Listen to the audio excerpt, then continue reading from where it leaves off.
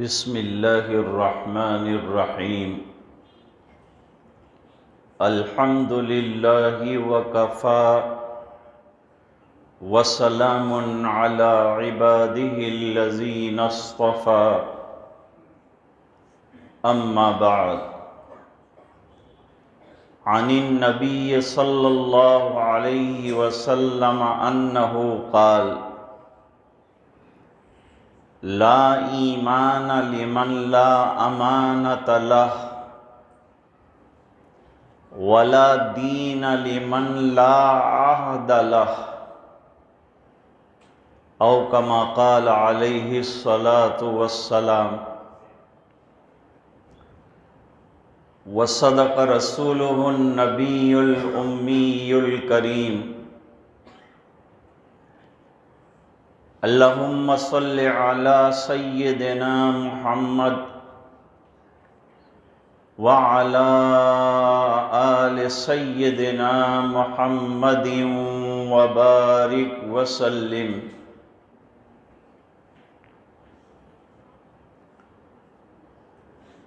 شریعت مقدسہ یہ چاہتی ہے کہ ایک مسلمان میں خوبیاں ہوں، ایمانی کمالات ہوں، وہ بری چیزوں سے اور بری باتوں سے بچنے والا ہو۔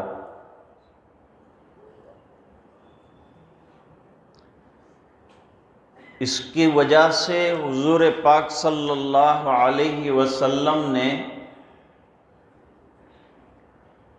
بہت پیاری پیاری تعلیمات دی۔ چھوٹے چھوٹے جملے ہوتے ہیں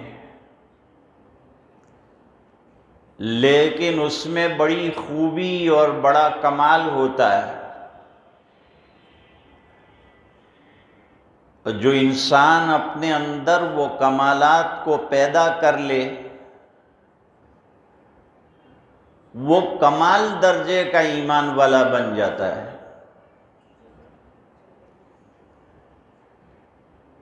دنیا میں ہر چیز ہمیں کمال والی چاہیے، کوئی چیز کم والی ہم پسند نہیں کرتے۔ کپڑا خریدیں گے تو عمدہ سے عمدہ کپڑا چاہیے،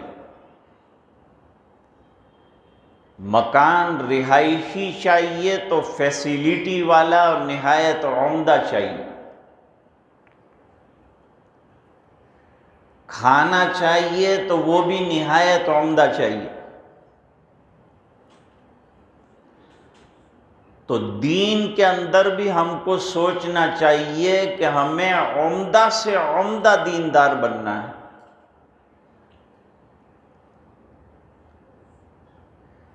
اگر کوئی آپ سے یوں کہے کہ اس شہد میں 50% ملاوٹ ہے تو ہم اس شہد کو ہاتھ نہیں لگاتے کہ ہمیں تو 100% اچھا شہد چاہیے۔ اللہ تعالیٰ بھی ایسی کم ٹکاواری کے لوگوں کو پسند نہیں فرماتے۔ اللہ بھی چاہتے ہیں کہ بہترین سے بہترین اور 100% دین لے کر اللہ کا بندہ اللہ کے دربار میں آئے۔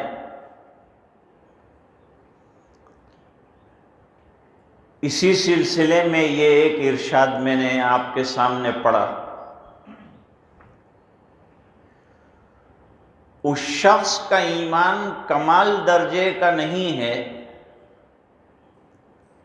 جس میں امانت داری نہیں ہے۔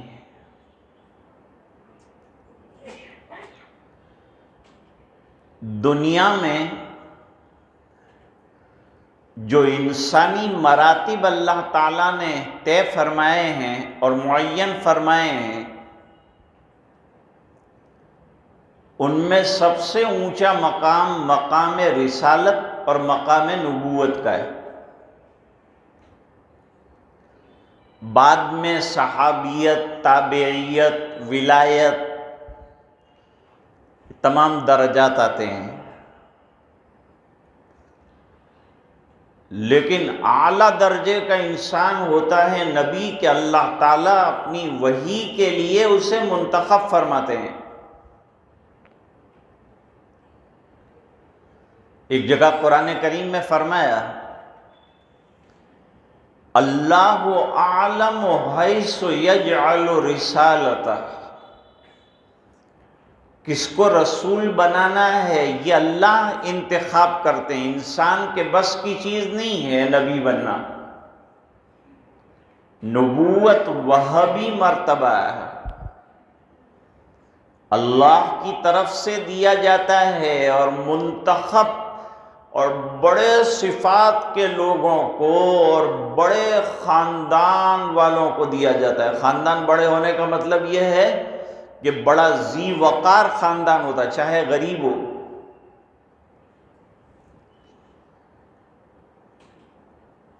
جتنے نبی دنیا میں آئے وہ تمام امین ہیں، کوئی بھی نبی غیر امین نہیں آیا۔ امین کا کیا مطلب؟ کسی نے کوئی چیز آپ کو رکھنے کے لیے دی کہ یہ چیز تمہارے پاس رکھو، اور جس وقت میں آؤں مجھے میری چیز واپس کر دینا۔ آپ نے وقت پر وہ چیز واپس کر دی، من وعن، تو آپ امین کہلائے۔ حضور پاک صلی اللہ علیہ وسلم کو امانت کے طور پر قرآن دیا گیا، اور امانت کے طور پر دین دیا گیا، تو نبی نے جان جوکھوں پر اور تکلیفیں برداشت کر کے اللہ کا پورا دین بندوں تک پہنچایا، پوری امانت داری کے ساتھ۔ حضرت جبریل علیہ السلام کو وحی لانے کی ذمہ داری دی، تو حضرت جبریل علیہ السلام کی صفت بیان فرمائی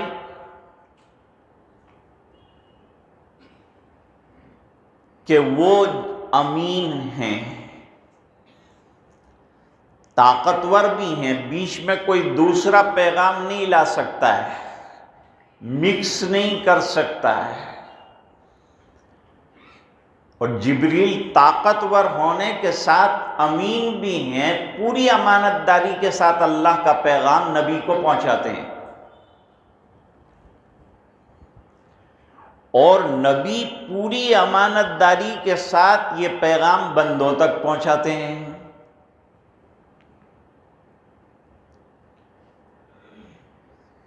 یہود اور نصارہ کو بڑی کڑوی باتیں قرآن کریم میں کہی گئی، اور ان کی کڑی نگرانی کی گئی، اور وہ جس طرح سے سازشیں کرتے تھے وہ تمام سازشوں سے نبی کریم صلی اللہ علیہ وسلم کو بذریعہ وحی مطلع کیا گیا۔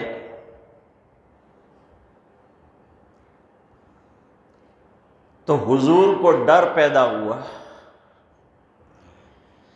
کہ جب میں ایسی کھری کھری ان کو سناؤں گا اور ایسی کڑوی کسیلی سناؤں گا تو میرے جان کے لالے پڑ جائیں گے، یہ لوگ میری جان کے دشمن بن جائیں گے۔ تو اب یہ بات پہنچانا تو کیسے پہنچانا؟ اللہ نے فرمایا تم جان کی فکر مت کرو، کسی نبی کو جب تک وہ دین کی امانت پوری طرح امت کو پہنچا نہ دے دنیا سے اٹھایا نہیں جاتا۔ لہذا بلغ ما انزل الیک من ربک، جو باتیں آپ کو اللہ نے پہنچانے کے لیے کہا ہے وہ تمام باتیں آپ پہنچا دیجیے بغیر ڈرے ہوئے۔ یہ ڈر کا کیا ہوگا؟ فرمایا قرآن کریم میں واللہ یعصمک من الناس، آپ کو ڈرنے کی ضرورت نہیں، حفاظت ہم کریں گے، پہنچانا تمہارا کام ہے، حفاظت کرنا تمہاری ہمارا کام ہے۔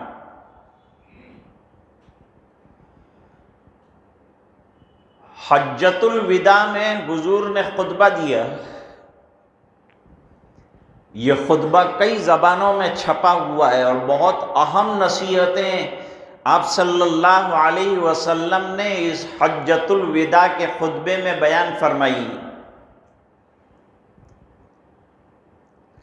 جس میں عورتوں کے بارے میں بھی ہے، نماز کے بارے میں بھی ہے، مسلمان کا پاس و لحاظ کرنے کے بارے میں بھی ہے۔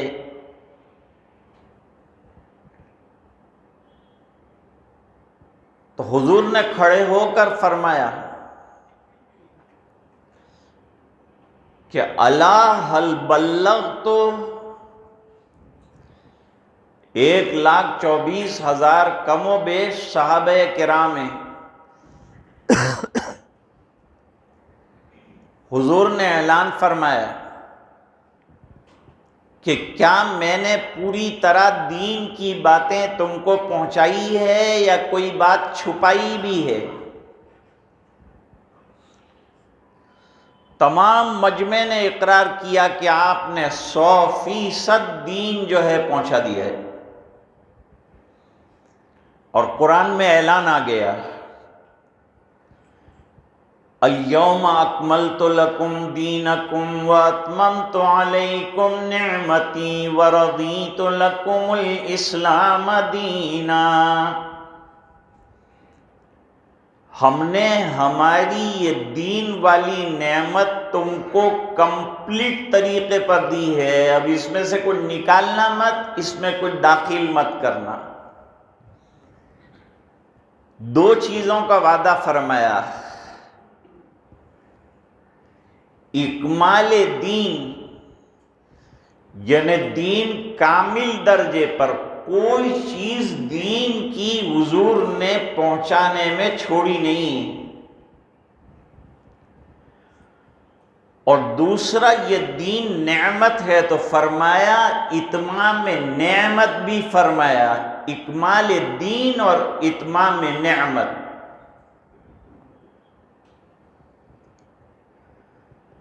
قرآن شریف میں ایک سورت ہے سورہ آل عمران۔ سورہ آل عمران میں زیادہ تر عیسائیوں کو خطاب کیا ہے،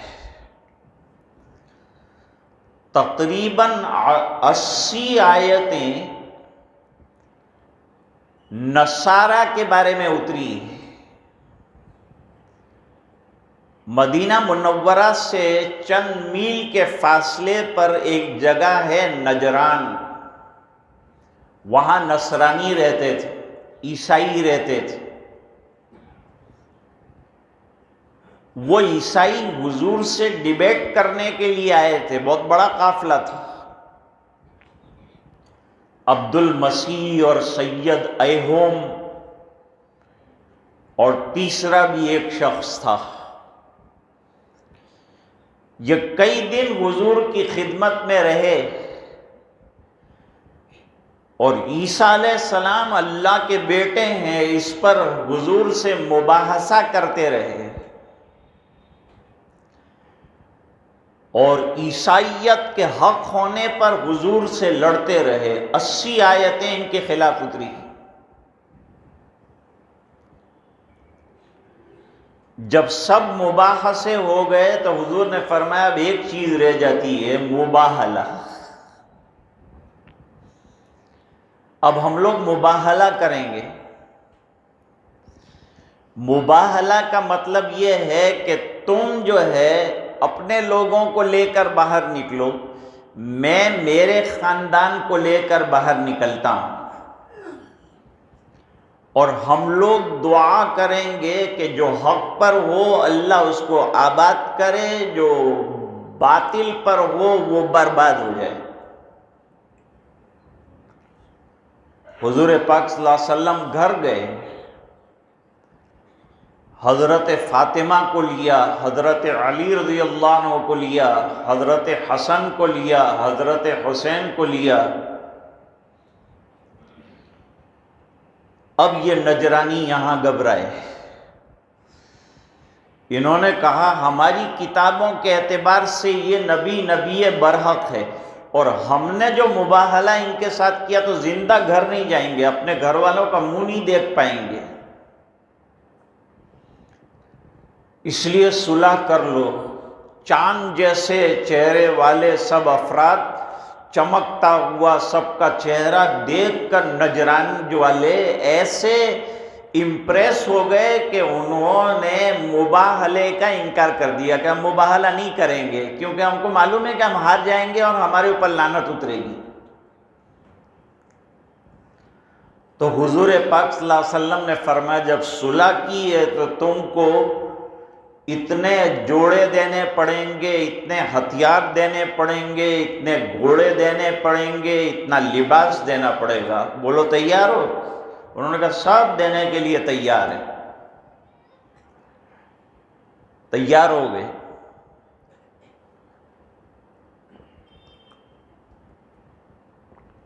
لیکن حضور مسئلہ یہ ہے کہ اتنی بڑی مقدار میں جو سامان دینا ہے وہ سامان لینے کے لیے کون آئے گا؟ حضور نے کہا میں تم کو امت کا ایک امین ترین آدمی دیتا ہوں۔ صحابہ میں ایسے کوئی خائن نہیں ہے۔ عبداللہ ابن سلام رضی اللہ تعالیٰ عنہ یہودیوں کے بڑے عالم تھے، ان کے پاس ایک شخص آیا اور 1000 دینار کی تھیلی امانت رکھ گیا کہ امانت رکھیے، میں آؤں گا تو آپ سے لے لوں گا۔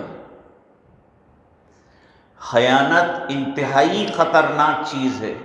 خیانت نمازوں میں بھی نہیں چاہیے، خیانت اعمال میں بھی نہیں چاہیے، خیانت زبان میں بھی نہیں چاہیے، خیانت پیسوں میں بھی نہیں چاہیے، خیانت مال میں بھی نہیں چاہیے۔ خائن کا بڑا برا انجام ہے۔ تو عبداللہ ابن سلام کے پاس وہ 1 سال کے بعد امانت لینے کے لیے آئے، انہوں نے کہا 1 منٹ ٹھہرو۔ گھر میں گئے اور جو تھیلی جیسی وہ دے گیا تھا ایسی اس کو واپس کر دی۔ یہ امانت داری کا عالم ہے صحابہ کرام کی۔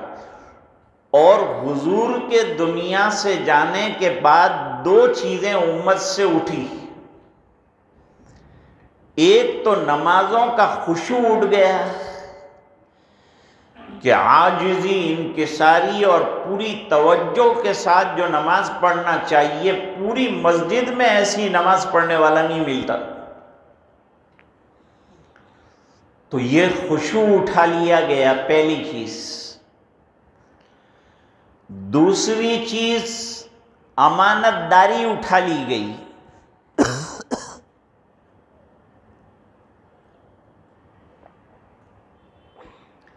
امانت داری اٹھا لی گئی۔ صحابہ کرام فرماتے ہیں پہلے یہودیوں کے ساتھ ہم معاملہ کرتے تھے، کاروبار عیسائیوں کے ساتھ کرتے تھے، کافرین کے ساتھ کرتے تھے، لیکن وہ کفر اور یہودیت اور نصرانیت کے باوجود اتنے امانت دار تھے کہ ہمیں بالکل پرواہ نہیں تھی کہ ہمارا کوئی پیسہ ڈوبے گا، بے پرواہی سے ان کے ساتھ کام کرتے تھے۔ آج اپنوں کے درمیان کام کرتے ہوئے سوچنا پڑتا ہے کہ دے رہے ہیں تو یہ امانت مجھے واپس بھی کرے گا کہ نہیں کرے گا۔ قرآن نے خیانت والے کی بھی ایک مثال دی۔ کعب ابن اشرف بہت بڑا یہودیوں کا مالدار سردار تھا، اور کتاب جو تھی تورات اس کا بھی بڑا ماہر تھا، لیکن یہ سب کے ساتھ وہ حضور کا پکا دشمن بھی تھا۔ اس کے یہاں کسی عرب نے 1 دینار یعنی سونے کا سکہ رکھا اور چند مہینے کے بعد لینے کے لیے گیا، صاف جواب دے دیا کہ تم نے کب رکھے تھے پیسے، مجھے تو کوئی یاد نہیں پڑتا، اور امی لوگوں کے پاس سے امانت لے تو سکتے ہیں، واپس دینے کی کوئی ضرورت نہیں، لہذا بھگا دیا اس کو، 1 دینار بھی واپس نہیں کیا۔ یہ خیانت کا عالم سردار ہو کر حضور نے فرمایا امانت داری کا عالم یہ ہوگا کہ گاؤں کے گاؤں اور شہر کے شہر خالی ہوں گے، اور کئی شہروں کے بعد ایک آدمی ایسا ہوگا جس کا تذکرہ ہوگا کہ یہ آدمی بڑا امانت دار ہے۔ رات کو سوئے گا امانت دار اور صبح میں امانت اس کے دل سے غائب ہو جائے گی۔ تو حضور نے کہا میں آپ کے ساتھ، میرے سب صحابہ کرام امین ہیں، امانت دار ہیں، سچے ہیں، صدیق ہیں، لیکن ان میں بھی نہایت عالی شان درجے کا جو انسان ہے اس کو بھیجتا ہوں۔ اس امت کے امین ترین صحابی کون ہے؟ فرمایا حضرت ابو عبیدہ ابن جراح رضی اللہ تعالی۔ یہ نہایت امانت دار ہیں، ان کو لے جاؤ اور جو شرطوں کے مطابق چیزیں طے ہوئی ہے وہ ان کو دے دو۔ تو ہر نبی امین ہوتا ہے، ہر مومن امین ہوتا ہے، اس کو امانت داری کا بڑا خیال رکھنا چاہیے، اور خالی پیسوں کی امانت داری نہیں ہے، باتوں کی بھی امانت داری ہے۔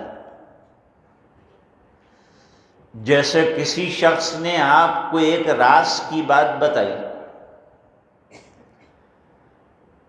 کہ یہ راز کی بات ہے، کسی کو مت بتانا،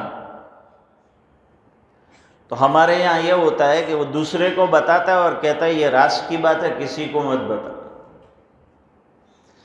نتیجہ یہ ہوتا ہے کہ وہ راز افشا ہو جاتا ہے، کھل جاتا ہے۔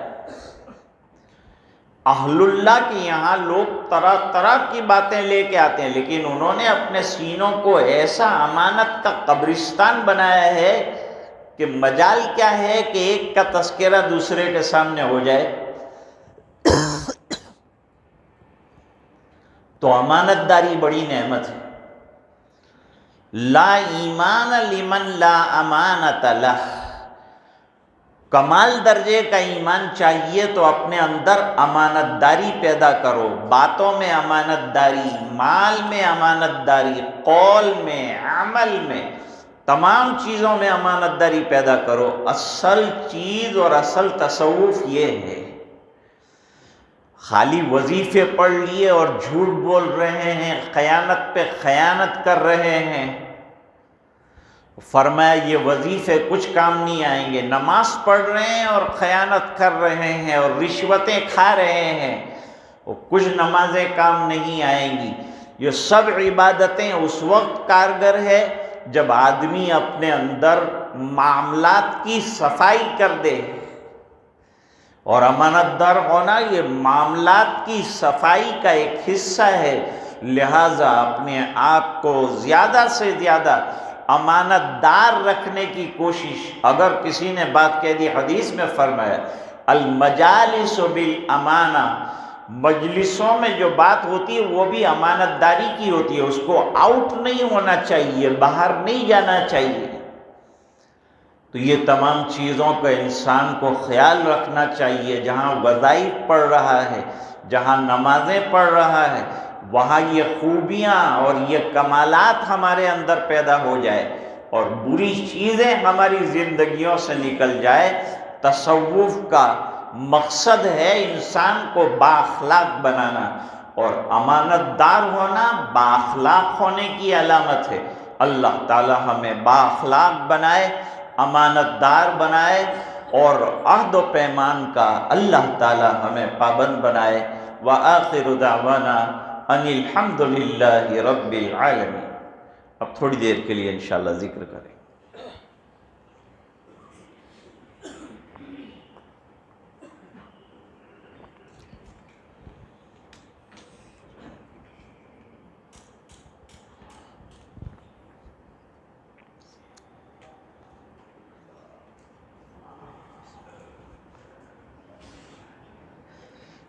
اگر بچے ذکر کر رہے ہیں تو شور نہ مچائیں، نہایت اطمینان سے اور مستیاں نہ کریں۔ یہ بڑی سنجیدہ مجلس ہے، اس میں اللہ کی یاد کی جاتی ہے اور اللہ کا ذکر کیا جاتا ہے اور مراقبہ کیا جاتا ہے۔ یہاں ایسی مجلسوں کے اندر فرشتوں کا بھی وجود ہوتا ہے، پرے کے پرے لگا کر ایسی مجالس کے انتظار میں فرشتے رہتے ہیں، اس لیے بڑی سنجیدگی کے ساتھ جو ہے ذکر کیا جائے، لا الہ الا اللہ کا ورد کیا جائے۔ تیرے سوا معبود حقیقی کوئی نہیں ہے، کوئی نہیں، تیرے سوا مقصود حقیقی کوئی نہیں ہے، کوئی نہیں، تیرے سوا مشمود حقیقی کوئی نہیں ہے، کوئی نہیں۔ اب تو رہے بس تادم آخر ورد زباں اے میرے الہ،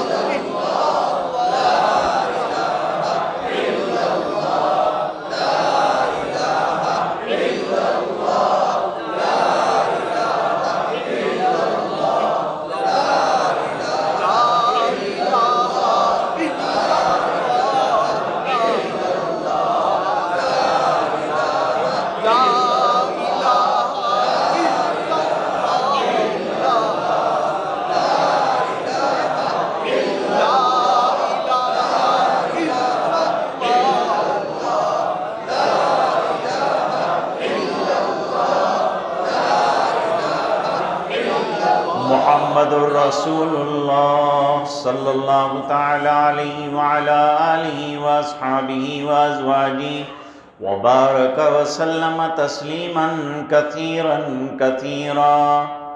اب مراقبہ کریں گے۔ مراقبہ اللہ کے دھیان میں بیٹھنے کا، اللہ کے رحمت کے انتظار کرنے کا نام ہے۔ آنکھیں بند ہو، صرف تصور کرنا ہے دل کے اندر کہ اللہ اللہ اللہ۔ آنکھیں بند رکھیں، سر کو دل کی طرف جھکائیں اور ایک ہی تصور جاری رکھیں، اللہ کی رحمت برس رہی ہے، میرے دل پر اتر رہی ہے اور میرا دل اللہ اللہ اللہ کر رہا ہے۔ لگاتار اس تصور کا نام مراقبہ ہے۔ مراقبے کئی ہیں، ان میں سے یہ ایک سادہ سا مراقبہ ہم کرتے ہیں، اللہ کی رحمتوں کے انتظار کا مراقبہ۔ اب سے تھوڑی دیر تک ہم مراقبہ کریں گے، اللہ کی رحمت کا انتظار کریں گے اور اللہ اللہ کا تصور دل میں جمائیں گے۔ اب مراقب ہو جائے، اللہ کی رحمت برس رہی ہے، دل میں سما رہی ہے اور دل کہہ رہا ہے اللہ اللہ اللہ۔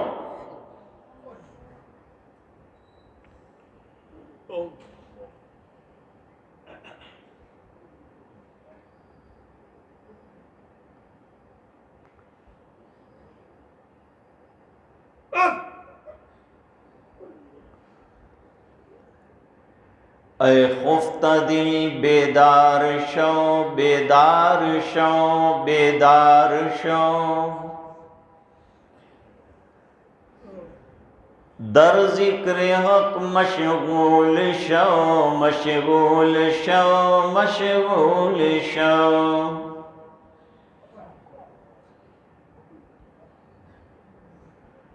دل کو اللہ کی یاد میں لگاؤ۔ دنیا کی یاد تو 24 گھنٹے رہتی ہے، اس میں سے وقت نکالو اور اپنے دل کو اللہ سے لو لگاؤ۔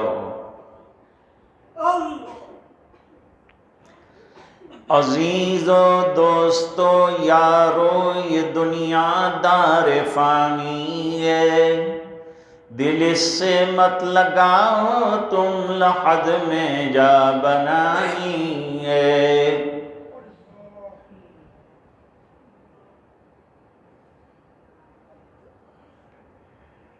تو آیا بغیر طاعت پسا لذات دنیا میں، عقل کوئی گئی تیری یہ کیسی نادانی ہے۔ تو روزے رکھ نمازیں پڑھ، خدا کو یاد کر ہر دم، کہ یہ نیکی تجھے ایک دن کام آنی ہے۔ نہ دنیا نہ دولت نہ دھن جائے گا، فقط ساتھ تیرے کفن جائے گا۔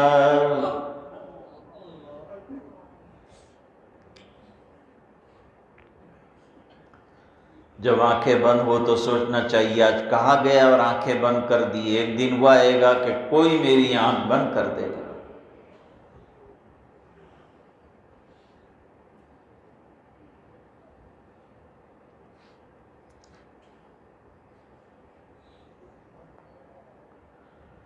رنگ رلیوں پہ زمانے کی نہ جانا ہے دل، یہ خزاں جو بانداز بغار آئی ہے۔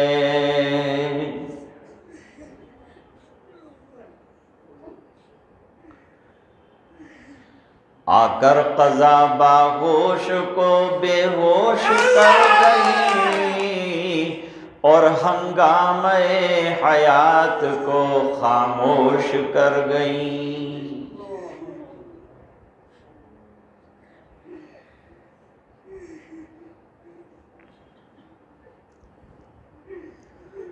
لا الہ الا اللہ محمد الرسول اللہ۔